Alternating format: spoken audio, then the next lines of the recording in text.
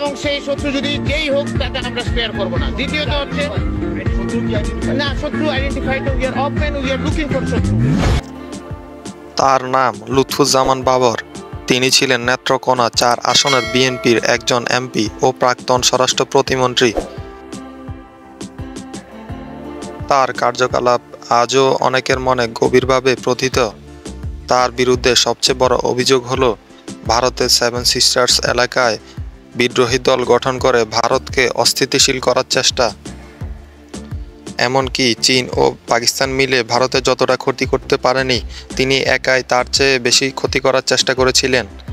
তার বিরুদ্ধে সবচেয়ে আলোচিত ঘটনা হলো 10 ট্রাক অস্ত্র পাচারের ঘটনা, যার কারণে তিনি মামলায় জড়িয়েছিলেন।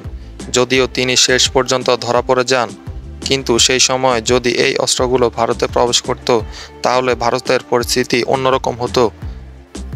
যিনি এমন সময় ভারতকে হুমকি দিয়েছিলেন যখন বাংলাদেশের থেকে কেউ এ ধরনের সাহস দেখায়নি।